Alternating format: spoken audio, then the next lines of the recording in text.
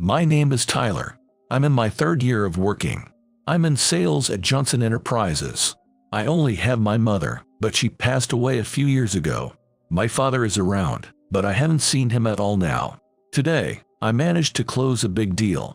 While I was working overtime at the office, I got approached by Mr. Anderson, the department head who sees me as his enemy. Good work today. Are you free now? You must be, right? Let's go out for drinks to celebrate the success of your deal. Without giving me a chance to refuse, I had no choice but to follow Mr. Anderson. The reason he dislikes me is because my performance is better than his. He always targets subordinates who outperform him, leading to various forms of harassment. Ignoring greetings is the norm, and important documents for work are pushed back. This causes some people to barely meet deadlines or not meet them at all. Some have left the company because of this, but somehow Mr. Anderson is never held accountable. Despite the harassment, for some reason, he invited me out for drinks today. Without understanding why, I reluctantly followed him, and we ended up in front of a bar that felt strangely familiar. Welcome. It must be a bar. The bar's owner greeted us. Sandra, 2 beers, please. Sure thing. I'm not good with alcohol, but before I could mention that, he had already placed the order. I'm not really good with alcohol. Complaining about what your superior has chosen for you. No, it's just that. Come on, it's common sense to toast quietly at first. So, I ended up having to drink. I could probably handle weak alcohol or 1 drink, but I'm really not good with alcohol and try to avoid it as much as possible. I tried to drink slowly, but he kept offering me more. You're really a dull guy, aren't you? You're supposed to chug it down at times like this. It's no fun otherwise. Hey, that's kind of harassment, you know. Here, this is on the house. Eat this. Saying so, the bar owner served us steamed clams and wine. Mr. Anderson, now wanting to eat, ordered various dishes. Having food made things a bit better, so the bar owner's generosity was really a lifesaver. After a while, Mr. Anderson, feeling good from the alcohol, started complaining about his subordinates at the company. He really gets to me, you know. His looks are nothing special, but the fact that his performance is better than mine just irks me. He's useless because his performance are not as good as than mine. After being subjected to about 2 hours of this kind of grumbling, some customers walked into the bar. They were clearly gangsters by their appearance.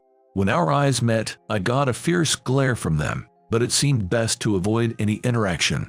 Anderson also caught their eye, but he quickly looked away, which made me think he might be quite a coward. As I was thinking this, Anderson hit me on the head. Ouch. Hey, you better listen to me when I'm talking. Didn't your dad teach you it's rude not to pay attention to someone speaking? Oh, that's right. You don't have a father. And your mother? Oh, right, she's gone too. Single-parent kids really lack basic manners. It's troubling. No matter how good your performance is, with that kind of ignorance, you are bound to mess up and get cut eventually. I was furious, not just because he insulted me, but he dragged my mother into it too. The boss seemed to notice my anger and piled on more. Really, kids without parents are just useless and clueless, aren't they? Seems like it's common with young people like you. In my generation, divorce wasn't a thing. Everyone takes marriage too lightly these days. That's why they end up divorcing, and you end up with failures like you. With that, he downed his drink in 1 gulp. He seemed to be quite drunk by now. I tried to respond, but Anderson's rant was unstoppable. Insults about me, my parents, my generation. It was just a barrage of negativity. Gradually, my anger subsided, and I decided to focus on enjoying the tasty snacks instead. Half listening to him. As a salesperson, I'm used to dealing with this kind of behavior. Sometimes, when I go out to eat with clients, depending on the person, they can't stop complaining about their company. So, I treated Anderson's ranting in a similar way. My head still hurt where he'd hit me, but I managed to empty my mind enough to nod along convincingly to his story. After a while, Anderson seemed to have run out of steam and satisfied. He started to gulp down his drink again. Then he got up to go to the bathroom. With Anderson gone, I took a moment to relax. Eating the snacks, I realized they tasted similar to my mother's cooking. This sautéed burdock and the stewed chicken and vegetables were dishes she used to make. From the beginning, There was something nostalgically familiar about this bar. The smell, the exterior, the interior, it all seemed very familiar. But I couldn't remember when or why. Even the bar owner's face seemed familiar, but I couldn't place when I might have seen her, and asking felt too embarrassing in case I was wrong. Looking around the bar, my eyes met with two men sitting in the back. I nodded slightly and turned back to the menu. Then, I heard them call out to me. "Hey, kid, you were glaring at us just now, weren't you? Yeah, who do you think you're messing with?" I was surprised because I had no such intention. No, I didn't mean anything by it. I'm sorry if it seemed that way. I apologized sincerely, not wanting any trouble, but it didn't seem to calm them down at all. Don't lie, you were clearly looking at us. Annoyed by their persistent bothering, I couldn't help but retort. No, I was just looking around the bar. Accusing me like that, don't you think you're being a bit too self-conscious? Then, one of them, his face red with anger, grabbed me by the shirt. "Hey, just because you're a bit handsome, don't get cocky, all right? Hey you guys, give it a rest in the bar, will you?" The bar owner quickly stepped in to stop them, but the guy didn't care. "Violence, huh? I'll call the cops right now," I retorted with confidence. "Oh yeah, I'll beat you so bad you won't be able to call them." With that, he punched me hard in the face. Shocked by the impact, I fell to the floor, unable to move, but the two of them didn't stop, continuing to beat me mercilessly. I desperately protected my head. The pain was making my consciousness blur. Then, the boss came back. "Mr. Anderson, help." I called for help in a fading voice. Through my blurry vision, I could see the boss smiling. This is just perfect. How do you feel, Tyler? I've disliked you from the start. You're good looking, have better performance, and you even seem to get along with the office's darling. Acting all high and mighty, huh? I've always wanted to mess up that face of yours. Anderson said this with a smirk. All right, we'll leave it at this. Where's the money? One of the men spoke to the boss. Here you go. The boss handed an envelope, likely containing money, to the man. Yeah, just my luck today. Made me feel a lot better. Thanks, man. No, thank you. Let's do this again sometime. It turned out these men were in cahoots with Anderson. I thought it was strange that Anderson had invited me out. In my fading consciousness, I regretted my naivety. Hey you guys. This kid, Tyler, is he? Then you're in more danger than he is. Sandra came over and woke me up. In danger? What are you talking about? He's just a regular guy. As the man spoke, the door to the bar opened. Don. Standing there was the head of the Smith Group, now named as Bob. The two men in the bar, apparently gangsters from the Smith Group named Steve and Joe, were puzzled as to why their boss had shown up. Steve, Joe, I heard you've been up to something behind the scenes. What are you doing? Who told you to do this? Asked. The two hesitated. Well, you know, just a bit of. Don't mumble. Taking money from civilians and acting as a criminal intermediary. What do you think you're doing using the gang's name? Disgracing our gang like this won't slide easily. Hearing this from the gang leader, the two shrank back. In the background, Anderson was frozen stiff. Sandra, I'm sorry for the trouble my guys caused. If anything's broken, let me know and we'll compensate. And you, I'm really sorry about this. We'll cover your medical expenses. Could you get in touch with me? With that, Bob handed me his business card. Bob, don't you realize? Sandra appealed to Bob. Bob had a look of confusion on his face. What are you talking about? That kid is Tyler. At the mention of my name, something shifted in Bob's eyes. Wait, why is he in this situation then? This kid and Mr. Anderson just showed up at the bar, and while Mr. Anderson was in the restroom, your two guys started harassing him. I tried to stop them, but it got out of hand. Then Mr. Anderson mentioned his name, and I knew for sure. He's that kid's son. I was about to contact you when, conveniently, you showed up. Sandra explained. I had heard these two were up to no good, so when I heard they were here, I decided to drop by. Never expected this kind of reunion. Bob was surprised, and his face looked like he was about to start yelling. I myself couldn't make sense of my connection to this man. In the next moment, Bob punched Steve, and then kicked Joe. The two were bewildered by why they were being attacked, but Bob didn't stop assaulting them.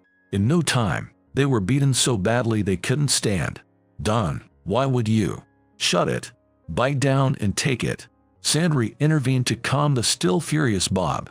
Hey, take it easy. We're inside a bar. This kid is shocked too. Hearing that, Bob seemed to come back to himself. Sorry about that, Sandra. I'll bring the first aid kit right now. She disappeared to the back. The two beaten men were lying on the floor, about to lose consciousness. Anderson was trying to sneak away from the scene. Hey, you're involved in this too, right? You the one who hired them. Don't think you can just get away. Caught by Bob, Anderson was herded to the back of the bar. Bob helped me to my feet. I'm sorry. No, it's all right. A silence followed between us for a while. Then, Sandra came with a first aid kit and started treating my injuries. You're Tyler, right? Susan's son. When Sandra asked me that, I was surprised. Wait, you knew my mom? Knew her? We were best friends. I was shocked to hear she passed away a few years ago. I really regret not being able to see her one last time, Sandra said, her eyes filling with tears. My mom's funeral had been a small affair, just family. Since it was just me and my mom, I didn't know her friends and could only contact relatives. Wait, so you knew my mom? Does that mean you knew this guy too? I asked, glancing at Bob. I'd like to explain that part, Bob said and began speaking softly. 28 years ago, I married your mother, but 2 years later, you were born. I was often absent, immersed in my work within certain circles. Your mother grew tired of it and left with you 20 years ago, leaving only a divorce notice. Despite attempts to reconnect, she prevented me from seeing you. We maintained sporadic contact until her passing, but she kept you away from me, fearing you'd follow the same path. As Bob spoke, tears streamed down his face, and I couldn't help but cry too. Your mom left me to protect you. Your family, the three of you, used to come hang out here. It's a long time ago, you might not remember. After she split with Bob, she cut ties with this place and me. It was really lonely, but I'm glad to see her doing well. Sandra, too, started to cry as she spoke. So, you're my father. I managed through tears, showing a messy smile. Yeah, it's been 20 years. You've grown so much. I've really wanted to see you. Bob hugged me, a moment filled with emotion. There was someone else tearing up. That was Mr. Anderson. Realizing this, I snapped back to reality. Dad, I was brought here by Mr. Anderson, my superior. Then those two guys started harassing me, leading to this situation. What do you think we should do about him? After pondering for a moment, Bob asked. Anderson was frozen in fear. Where do you work now? I'm in sales at Johnson Enterprises. The CEO of Johnson Enterprises is a friend of mine. I'll give him a call right now. Hearing I'll call him, Anderson panicked, perhaps fearing the worst, and suddenly knelt down. Tyler, I'm sorry. This was all just a spur of the moment. Please don't tell the company. Watching Anderson now groveling, I was disgusted. It's too late for that. What you've done to me is a crime, and the harassment at the company too.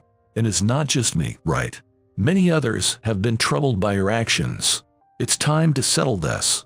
As I declared this, Anderson looked utterly defeated. Hello, Mr. Johnson. This is Bob. Do you know a Tyler from your company? Oh, you do? Well, he's actually my son. Yeah, it seems he has something to discuss with you. May I put him on? Bob handed me the phone. Hi, Mr. Johnson. It's Tyler. Thanks for taking my call. I need to discuss Mr. Anderson, our manager. I've been facing harassment lately, like excessive workload, being ignored, and even physical violence. Others in the company are dealing with similar issues. I'm hoping for intervention, or I might have to resign. Your consideration would mean a lot. I'll pass you back to my father now. Hello, Mr. Johnson. Sorry, my son's causing trouble, but I trust you'll handle it appropriately. Thank you for understanding. Goodbye. Bob ended the call. Anderson was in a daze. It turns out Anderson's father knew Mr. Johnson, which is how Anderson landed the job and climbed up to being a manager despite his poor performance. If I ended up resigning at this age, finding another job would be tough. Anderson, up until now, I've only focused on work and turned a blind eye to your behavior. If it didn't interfere with work, I thought it was fine. But this time, You've gone too far. You were laughing while I was getting beaten up. You might say you didn't expect things to turn out this way, but unfortunately, that excuse won't fly anymore. Your selfish actions are causing trouble for everyone. I won't let you do whatever you want anymore." As I said this, Anderson, perhaps in desperation, swung a punch at me. Caught off guard by the sudden movement, I couldn't move. That's when Bob, from behind me, grabbed Anderson's swinging arm and effortlessly threw him over his shoulder. Ow! Slammed onto the floor, Anderson groaned in pain. "Sandra, do you have any rope or something? We need to tie this guy up, or he'll run away." "Sure thing." With that, Sandra brought over some plastic rope, and Bob tied up Anderson. "Listen, Tyler, you are truly my son, and I'm the head of this gang. I might not live in the mainstream world, but I have my connections. If you're ever in trouble, just let me know. I want to make up for the 20 years we've been apart." "Thanks, Dad. But I want to live my life without relying on you as much as possible. Of course, we can make up for the lost 20 years by going out for meals and such. I didn't want to rely on Bob's power to live my life. I thought that's not what my mother would have wanted. But I had decided to slowly make up for the time with my father. He's my only remaining parent, after all." "Tyler, that's very mature of you. Your mom probably wished for that too. She used to say that a lot when she came to the shop, that she wanted you to be independent like Bob. She said that was the only thing about Bob she respected. She must be happy looking down on you from heaven, seeing how much you've grown." "Yeah, I believe she's happy. My mom always told me she wanted me to live a great life, to be a man who can stand on his own 2 feet.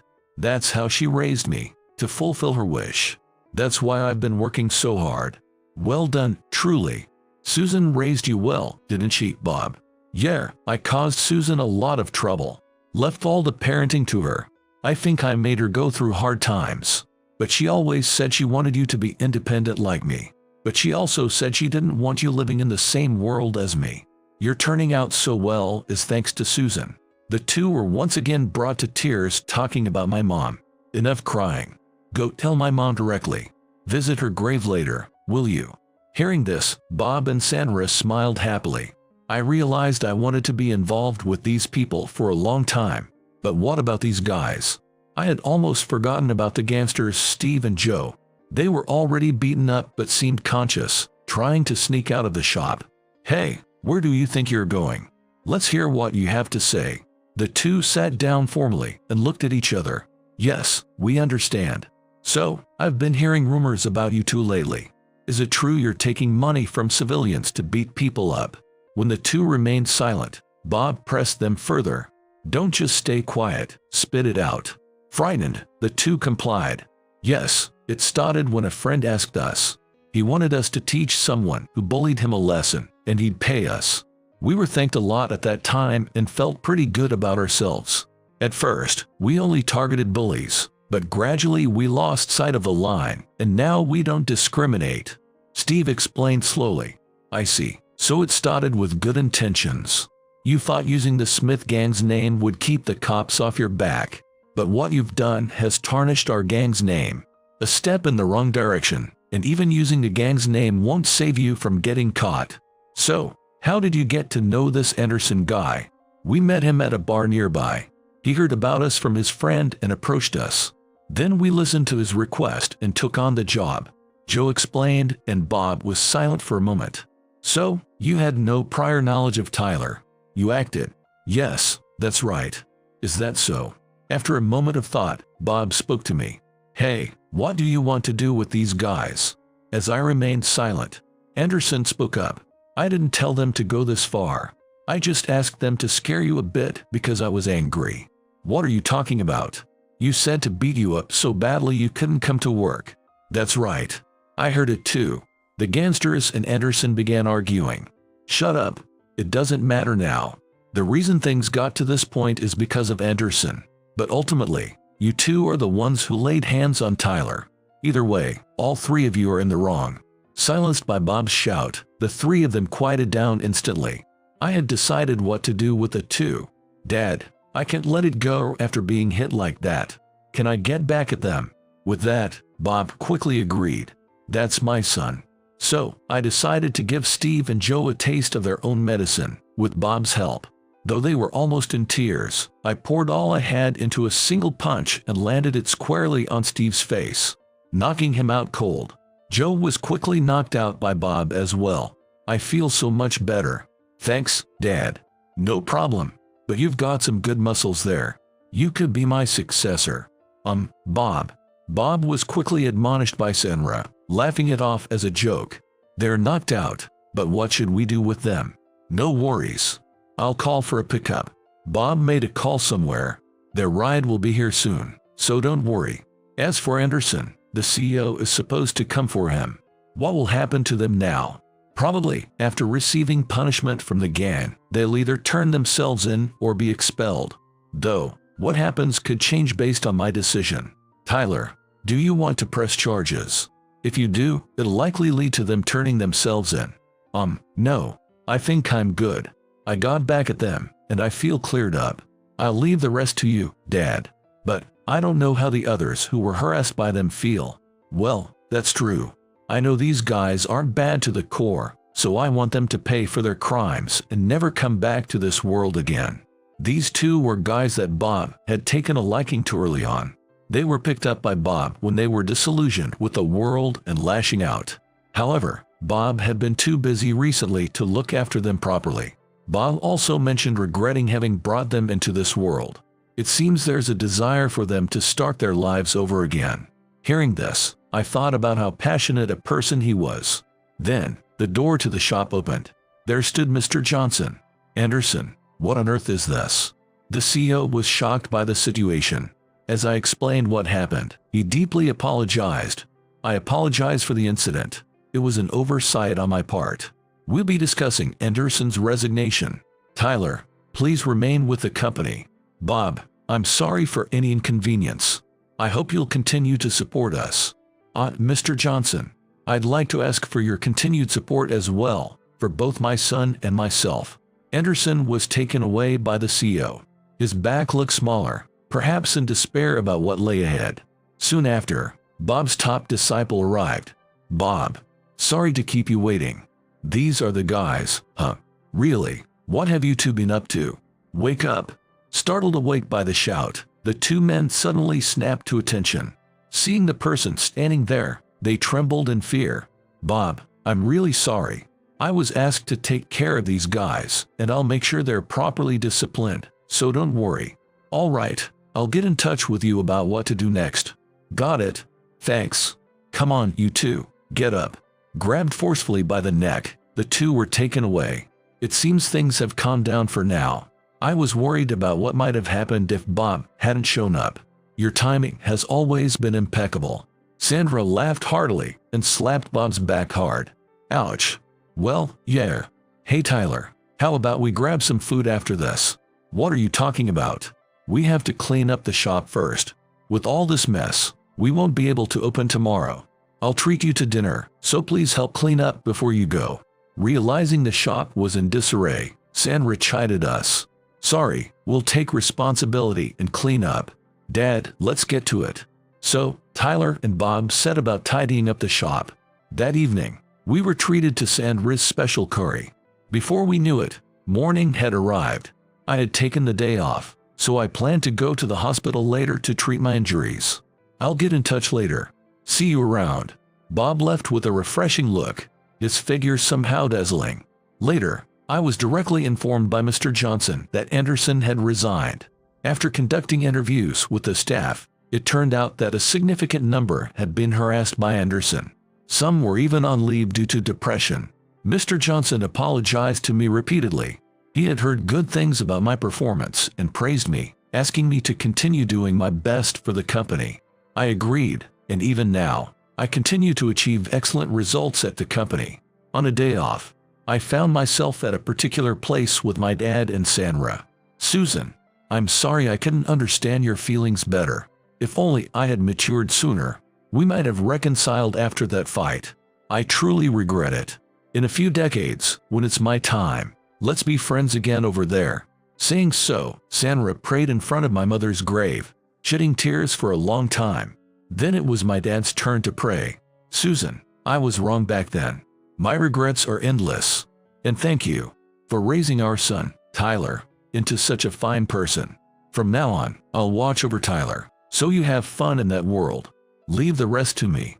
He stood up after saying that. "It looks like I'll end up taking care of Dad in his old age." "What? I'm still in my prime." As we bantered, a strong wind blew. There was a familiar scent in the air. That was Susan, wasn't it? Definitely. She must be telling us to take care of each other and to stay healthy. Yeah, I think so too. That must have been Mom. Looking up at the sky, we decided to continue. "All right, let's go grab some food. What do you want to eat?" "I want barbecue. The expensive kind." "You, not holding back just because I'm paying." "Of course. I'm your son after all." All right, let's go. I'm starving." Sandra, leading the way, called us as we playfully followed her. After that, my dad and I made a point to meet up frequently, filling in the gaps of the 20 years we missed. We shared updates about our lives and consulted each other, building a warm father-son relationship.